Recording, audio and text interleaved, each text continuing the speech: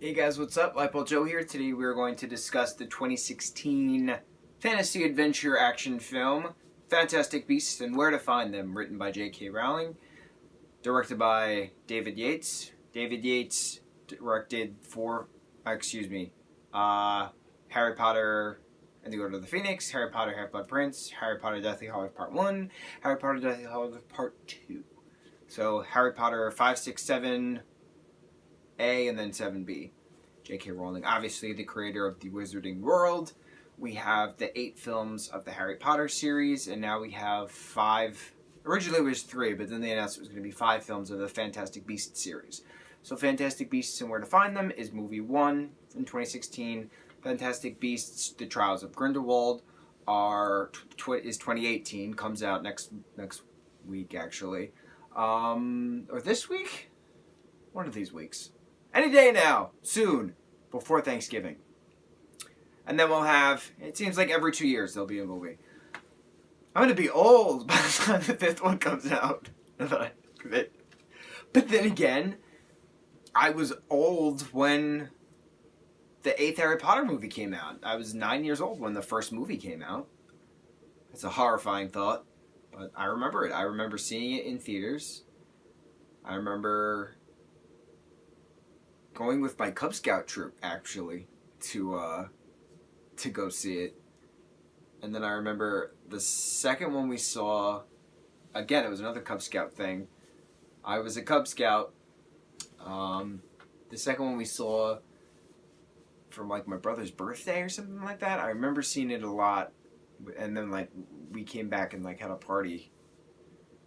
I remember the basilisk, like, really creeped me out as a kid. Good memories. Anyway, so Fantastic Beasts and Where to Find Them. It's a long movie. It's over 2 hours. It is Newt Scamander is the author of Fantastic Beasts and Where to Find Them. That is a book that is used at Hogwarts School of Witchcraft and Wizardry. We know that from, Harry, Ron, Hermione, and crew with their different books and such.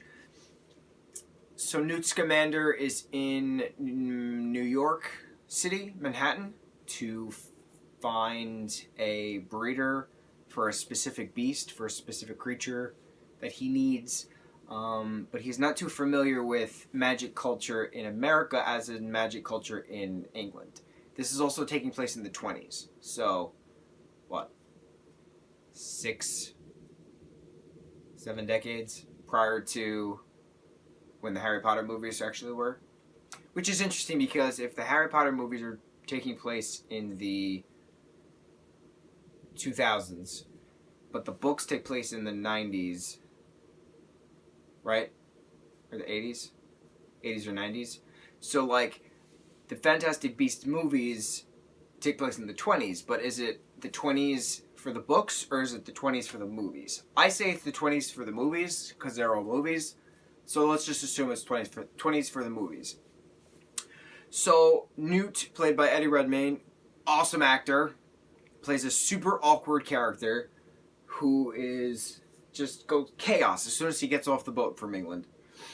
The no-mages, the non-magics, is the American version of saying muggles, which is the English version, the British version.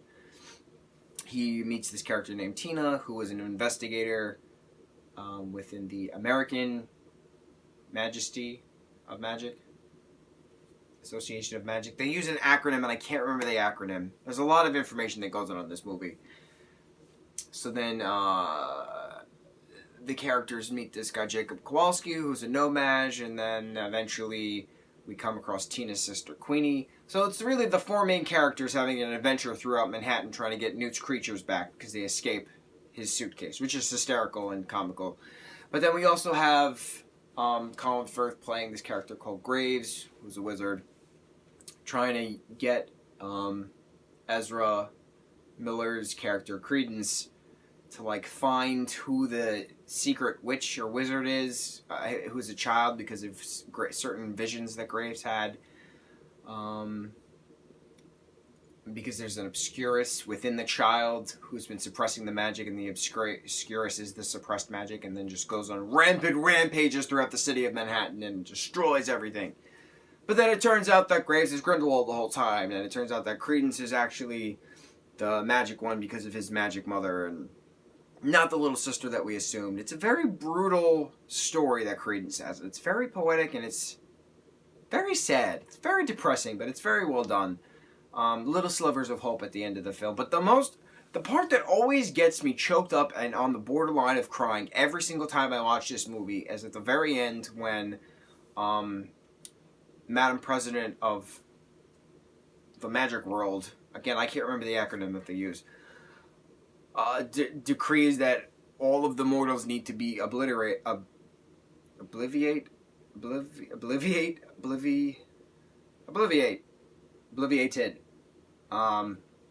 Memories wiped, because they can't have the worlds combining in America because there's too much to sacrifice on both parts. So Newt releases one of his creatures into the sky with the venom of another creature to create this obliviate storm, which rains down on everyone. And then Jacob is forced to wipe his memory clean, and Queenie gives him this kiss, and it's very traumatic because he's like, no, I don't belong here. I have to go where everything is normal or something like that. But he gives this little tiny speech, and it's very sad. And then he just steps into the rain, and he closes his eyes, and Queenie kisses him, and it's just very sad. Very, very sad that he wanted to be a part of this world because he felt like he finally belonged, and he couldn't. He was forced to stay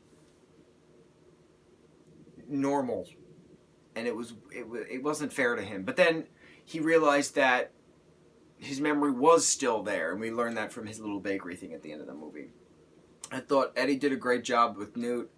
I thought everyone did a great job with their characters, and I love that Johnny Depp as Grindelwald is in the very beginning and the very end of the movie.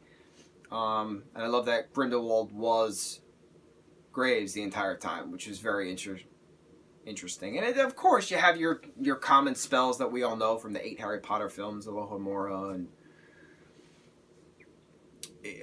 just things. So many things, so much information, so many words that are based on Latin words that it's which is most of English anyway. But I think J.K. did a great job with this story because it was a new story that she got to tell decades prior to when the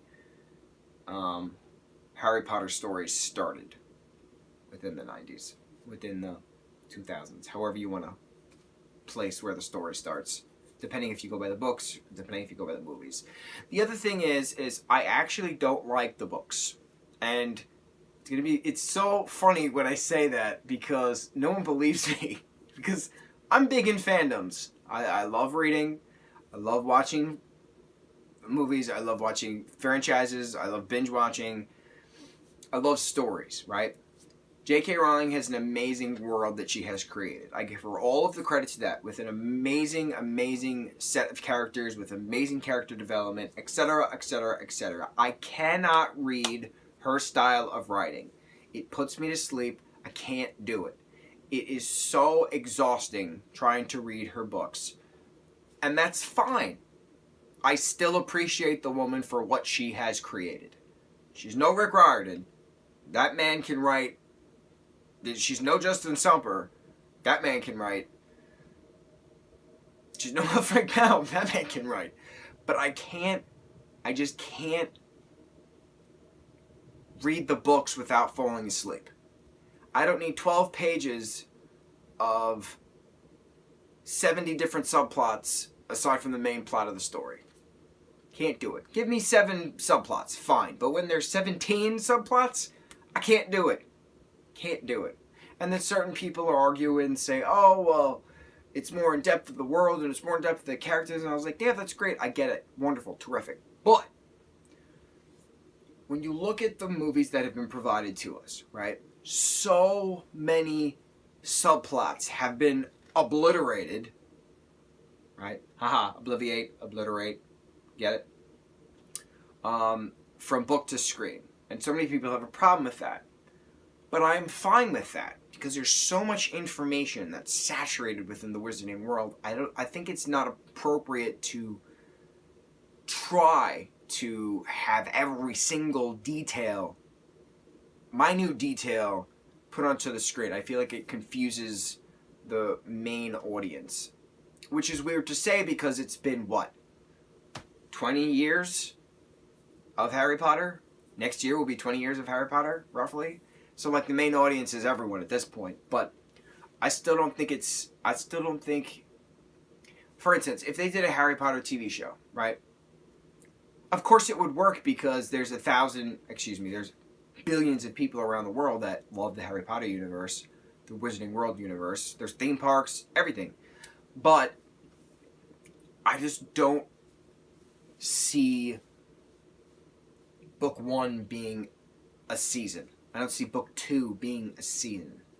I don't see that. I don't see that with this. I see that the films, as condensed as they are, give the main plot beautifully. Beautifully. I've read all 7 Harry Potter books. I have. I forced myself to do it, but I just don't see the logic behind making it a TV series when it works really, really well in the films. Now, then again, there's a Broadway show, right? There's a play, The Cursed Child. If/when Warner Brothers and JK decide to expand the future of the Wizarding World universe and make a TV series based off of a brand new story, I think that would be more appropriate. If Fantastic Beasts was a TV series, I think that would have worked really well. The first film is great. The second film is going to be great as well. I already know it. The music's great. The storytelling is great because JK can write. JK can write. I give her that. But I feel like what would be very interesting is that if they did like a 1950s Wizarding World story in a TV series, that would be cool. Just keep traveling the world. I know the Newt Scamander character is going to be traveling the world within the Fantastic Beasts films, but let's get other stories going. This is a franchise that can go for hundreds of years. There's no end to it. Just like The Purge, which is weird to compare Harry Potter to The Purge, but the Purge films can continuously go on and on and on and on and on. Same with the TV series, can go on and on and on and on, because there's always more stories to tell. JK created an amazing, amazing world with a constant amount of stories to tell. So you know damn well that there's going to be a Wizarding World bingeable TV series on some streaming service at some point. There's no way in hell a ABC, Fox, NBC is going to get it as a series. I'm talking Netflix, I'm talking Hulu, I'm talking Prime, I'm talking, well, YouTube's not going to get that. Isn't Warner Brothers getting their own streaming service though soon? I feel like I heard a rumor of that. Because I know Disney's getting theirs at the end of next year. We'll see. See what happens. Very excited. No, Warner Brothers is with Netflix. Warner Brothers is Netflix. I feel like Warner Brothers is with Netflix. I gotta refresh. Gotta refresh my memory. Kind of went off on a little tangent, but not really at the same time, because it's all very appropriate for the Potterverse, the Wizarding World verse that we have. So that's it. I bid thee farewell. Wingardium Leviosa.